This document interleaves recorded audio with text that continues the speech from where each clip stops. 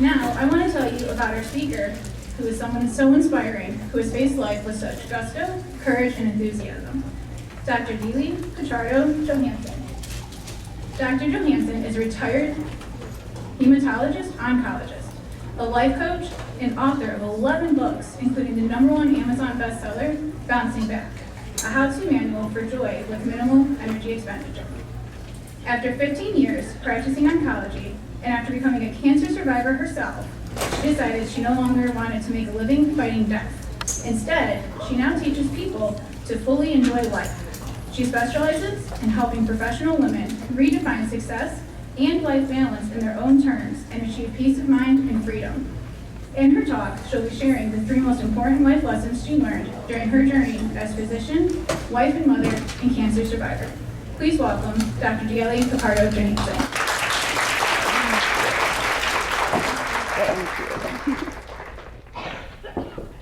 Hello, everybody. Thank you for that beautiful introduction. I'm Dr. Dillon Johansen, and today I'll be talking about living with passion. So even before I introduce myself and get started, I have a couple of disclosures. In fact, it's a disclosure and a confession. First, the disclosure. You will notice I have an accent. It's from the Dominican Republic, and it hasn't gone away after 24 years living here, so I don't think it's going away. Don't worry, most people say they get used to it pretty quickly. If I mispronounce a word and you need me to repeat it, wave at me. But after you get used to it, in the words of my American-born husband, my accent becomes a source for endless amusement. Now done with that disclosure, here's my confession, and it's a heavy one. So, my name is Dillon, and I am a recovering compulsive overachiever. It has been 17 days since the last time I self-flagellated. And I suspect many of you ladies here know what I'm talking about. Is that addiction to getting the next degree, the next title, the next promotion, the next goal, the shiny stars of reviews. I'm talking about that mean inner voice inside us that treats us worse than we would treat our worst enemy, berating us about that goal we haven't got yet. But I bet you that the minute we get that goal, we enjoy it for 5 seconds and then we move to the next goal. I'm talking about nothing is ever enough. And it doesn't matter what you get, you can always find someone who did it better. My multi-million-dollar company is nothing. Have you met Sarah Blakely? She has a billion-dollar company. This syndrome of the never-ending overachieving has fascinated me for years, even before I was a life coach, when I founded a support group for women in medicine. And this common syndrome, one of the worst cases I ever saw was me. So take a look at this clinical case of this pathological condition. I was the type of student that if I got a B, I would cry. I wanted only A's. I graduated top of my class in high school at age 15. Went to college where I graduated summa cum laude. I was valedictorian at my medical school. And after my MD degree, which everybody knows is worthless without a specialty, I moved to the United States, but an internal medicine specialty was not enough. I went ahead and got a subspecialty, actually 2, hematology and medical oncology. But a specialty, 2 subspecialties, and 3 board certifications were not enough. After my brutal days as a fellow at Northwestern, I was attending night classes to get an additional master's degree in clinical investigation, which I completed pregnant with my second baby and juggling a 2.5-year-old, because good Latin women have to start having babies in their 20s. And those 2 kids weren't enough talk about overachievers the next time I got twins. Because, you know, having them one at a time was not challenging enough. Don't ask me how. While running a full-time hematology-oncology practice and juggling 4 kids, I started writing, and I published 11 books, including a #1 Amazon bestseller. Don't clap, that's pathological. That I needed an intervention. I needed a girlfriend to shake me by the shoulders, feed me some wine, and make me binge watch Netflix. But I'm a woman in recovery now. Just for the next 24 hours, I will not overachieve. And when people ask me about my credentials, I no longer talk about the summa cum laude or Northwestern or the 95th percentile in the USMLE. All I answer is, I am an oncologist, a cancer specialist, who, after becoming a cancer survivor herself, decided, you know what, life's too short. I don't want to make a living fighting death anymore. I want to make a living celebrating life.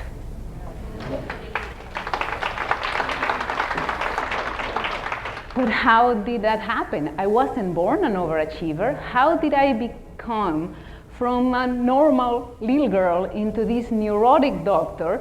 And how did I find my way back to recovery? Well, that's what this lecture is about. I'm going to be sharing 3 life stories that illustrate this process, and each one of them is going to help me illustrate a life coaching principle and one of the epiphanies that I have got, my biggest life lessons. Ready? Here we go. The story #1 is the tiny, mighty student. Once upon a time in the Dominican Republic lived this little girl. That's me at age 1 and at age 2. Shortly after my 3rd birthday, my family was living about a block away from a Catholic school where my older sister was attending 2nd grade. I found the little uniform she had outgrown, put it on, followed my sister to school, found the classroom with the youngest kids, settled in, and refused to go home. I was a nerd since such an early age. I loved school. I was in heaven, the Play-Doh and the colors and the glue and the paper. I was so happy. I refused to go home and kept coming back. So the teachers called my parents and said, we give up. Send the money, register her. This is supposed to be a pre-K4 classroom and she's only 3, but let her stay. I did well. I was starting to read and write before the end of the year. The next year, I started officially kindergarten at age 4, and I was doing so well that the teacher said, I don't think we're challenging her enough. Let's skip 1st grade and promote her to 2nd grade. There's a big difference between a 5-year-old and a 7-year-old. I was a 5-year-old in 2nd grade, surrounded by 7-year-old kids who had spent the entire previous year learning about grammar, cursive, multiplication, division, and it was hard to catch up. It didn't occur to me to think, well, it's supposed to be hard. This is an honor that I'm here. No, all I could think of was, oh my God, this is so hard. They all seem to get it and I don't get it. I must be so dumb. But my parents were still bragging to all their friends. Oh, our little dearie is so smart. She is a 5-year-old and she's in 2nd grade. And when I heard them brag, I wanted to shrink and disappear. Oh my God, they are telling everybody I'm smart, and that's not true. I am dumb. I don't get this. The fun was over. That's me, an 8-year-old 5th grader. School wasn't about the pleasure of learning anymore. It was about killing myself for a grade to pass a test. And to end the story, fast forward a decade and a half to my medical school graduation. I was valedictorian. After my speech, I was graduated with the highest GPA the medical school has had in 20 years or something. After my speech, my classmates gave me a standing ovation. My parents were in tears. My professors were convinced I was going to put the name of the Dominican Republic on the map. And as I saw all these people clapping, all I could think of was, they think I'm a big deal. If they only knew the lazy slacker I am. Have you ever felt like that? Then chances are that, like me, you have the imposter syndrome. And if you are thinking, no, that's not me, I am really a mediocre person, then chances are even higher that you have the imposter syndrome, because you could not be in a summit like this without being way above average. I could talk forever about the imposter syndrome, but in short is that, as Dr. Pauline Clance described it in 1987, is that belief that we are not as good as others perceive us. And what starts it, I could talk about it forever, but in short, is a vicious cycle of an inability to internalize our own success. The normal way of learning is trial and error. We fail a few times. When we finally get something right, we process that, and then we build on it. But when we are not giving ourselves credit for the success, we're not internalizing it, or like in my case, we're getting stuck in the failure and not forgiving ourselves for it, we lose that ability to get a sense of competence. And we get into this vicious cycle that every success is either a lucky shot, I don't deserve credit for it, or, oh no, that was super easy, I don't deserve credit for it, or that was so hard and it's taking me so much work, like me at age 5, that means that it doesn't come natural to me. I don't deserve credit for it. Here, many of my clients say, yes, that's me, and I have no idea why, because my parents were never pushy. And I answer, mine neither. The typical parents of someone with the imposter syndrome, they are not evil. They are very loving parents, usually with a close relationship with their children and people who value success. The children desperately want to please the parent by performing. But it happens that the parents of overachiever children get used very quickly and take for granted their accomplishments. They don't notice them anymore. So it is harder and harder to get the same response. And the withdrawal of praise is more painful for those kids than any punishment. You may be asking, good, but how do I heal it? Well, in the second story, I'm going to tell you more about how, but I will just tell you, this is what healed me. This is my daughter Liliana, and she's a girl with special needs. She has autism, a seizure disorder, had a feeding tube for the beginning of her life, and many developmental delays. You can imagine this overachiever woman I was saying, being a doctor is nothing, my daughter has to be the president. And when you have a baby who's about to die with health issues, you put many things in perspective. And the number one perspective you get, and that's the first lesson I wanted to share today, is that to heal the imposter syndrome, what you need is unconditional love. What do I mean? My daughter is never going to be a president or a doctor or graduate from college, maybe not even attend college. She's not going to probably give me grandchildren. But I could not love her 1 milligram more than I love her. When I hug her, my heart explodes in love, and she makes me happier than anything in the world. That was the beginning of me understanding that it has always been like that for your parents, for God, for your higher power, whatever you decided. Think about it. How did the story begin? It began with a baby who misunderstood that she wasn't good enough. You were a baby once, adorable, chubby, impossible not to love. When did it get in your mind that you needed to do something, anything, to deserve the love and the approval? So if you do one thing, if you get one message from this talk, let it be this. What can I do today, this week, to foster my self-love, myself unconditional love. That was a long story. The other ones are shorter, I promise. So the birth of that little girl caught me in what I call my touching bottom. She was struggling with her health issues. At the same time, my medical group where I worked was dismantling. I was about to lose my job. And in the middle of all that, my marriage was a disaster. I was facing the first F of my life by declaring that my marriage had been a failure. And when we think about someone touching bottom, we think about someone shooting drugs in a dark alley or something, but we overachiever women, we don't touch bottom like that. We touch bottom like this. Smiling, my life is perfect. Everybody who sees me around thinks I have the most beautiful kids and the perfect life, even if inside you're crumbling. That's what was happening on that picture, the first communion of my oldest boy. I had like 3 hours of sleep because my daughter was on tube feedings overnight that I had to be watching. She didn't pull out her feeding tube.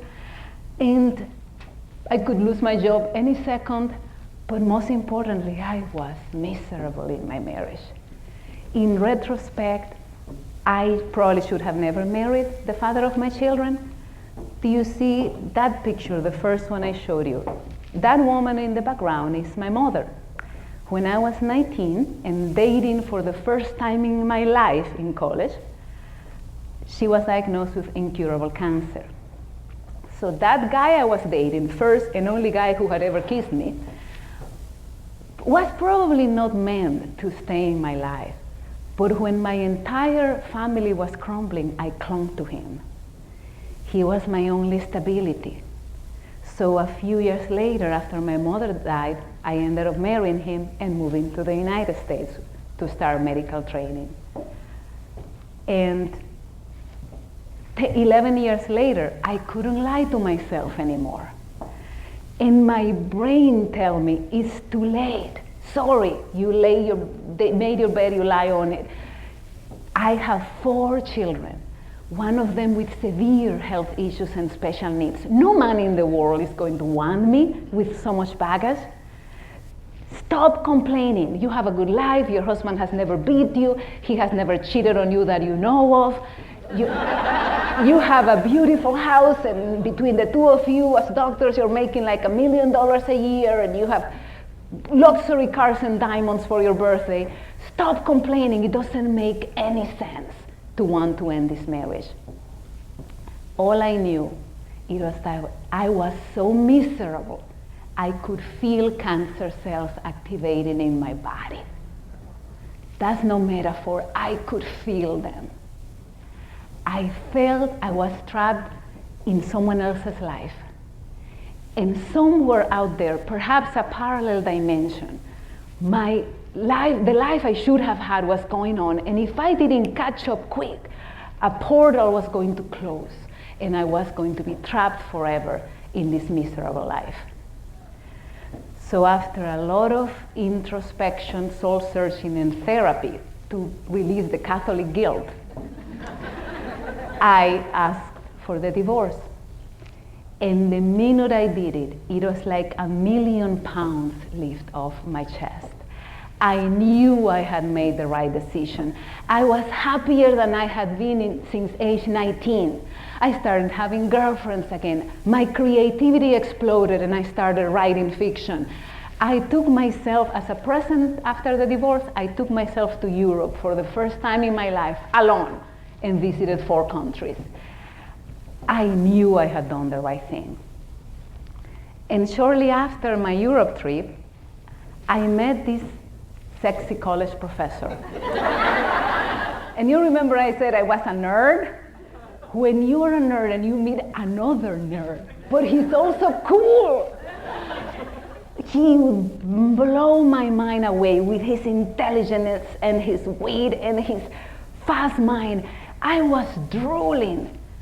But he was an eternal bachelor, never married, no children, 11 years older than me, raised as an only child, that it was very hard to imagine he could embrace my 4 children. So he had heartbreak written all over his face. And my brain told me, you better stay away from him. But my heart said, yes! My heart said, if you don't go and try that, you are never going to forgive yourself. So I jumped, I said yes to date him, and 11 years later, we have been married now for 8. He's the love of my life, has embraced my children as his own. We have traveled to Europe 9 more times after that together, and I love him more than I loved him that first time.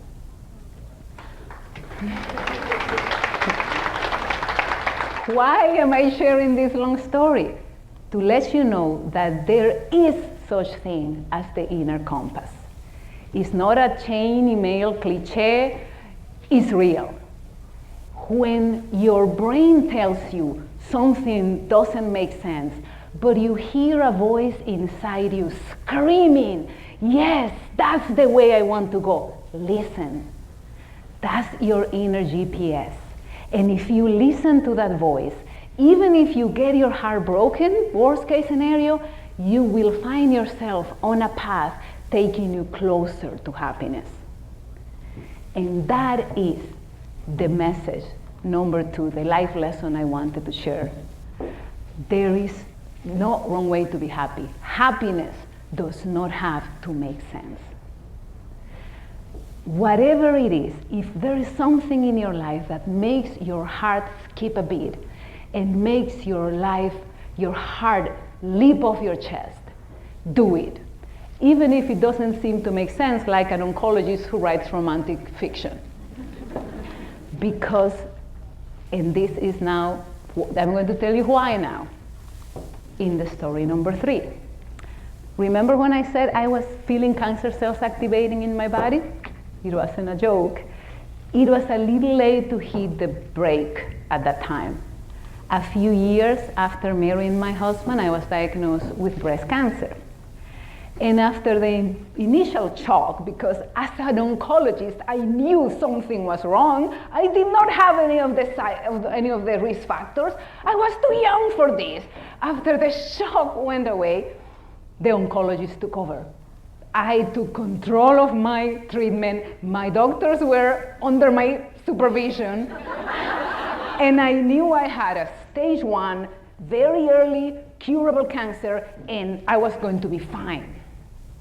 Until a couple of days after my bilateral mastectomies. If any of you ever had that, you cannot sleep flat on a bed for a long time.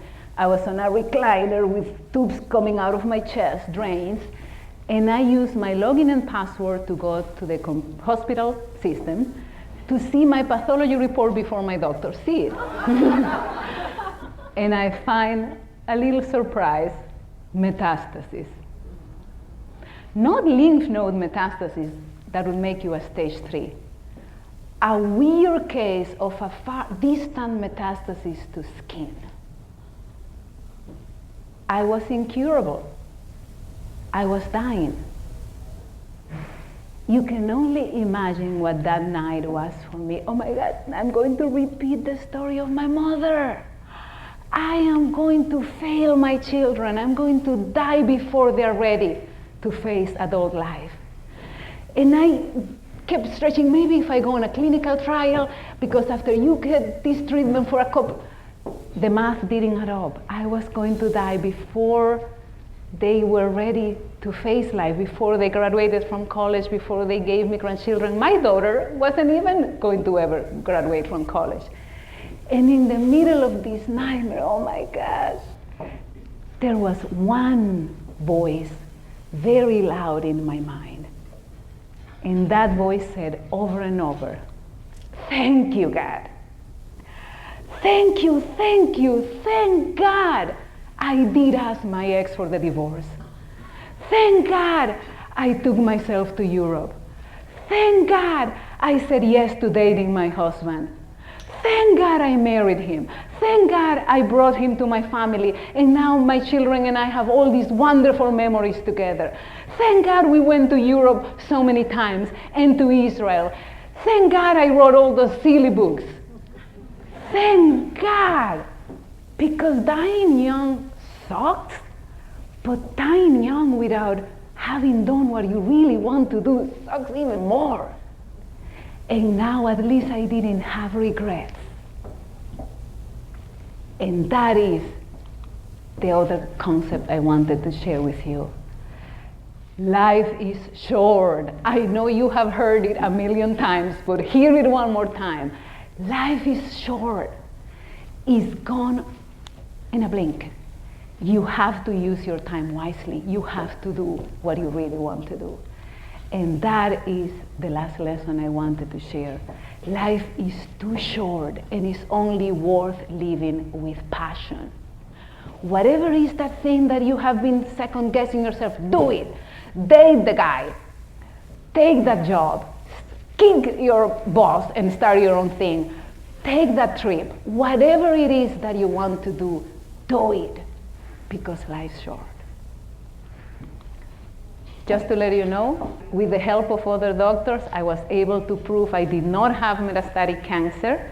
It was a very rare second cancer, breast cancer, that arises in the skin. Very, very rare.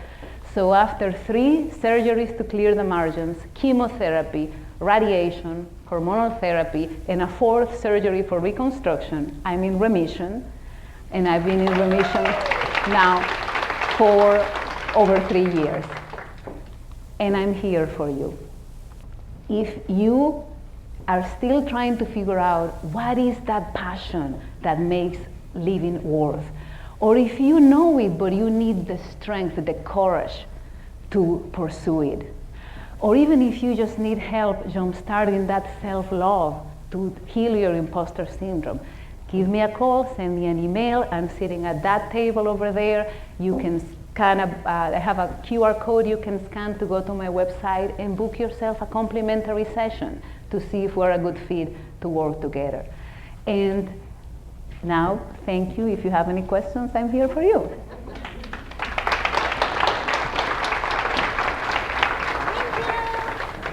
I feel like somewhere in the world that we were meant to meet, and I was meant to hear that talk today. So I'm so grateful that you were here and that you shared your story with us, and I'm so grateful that you're here and that you're healthy and that you're well. So one more round of applause. Thank you.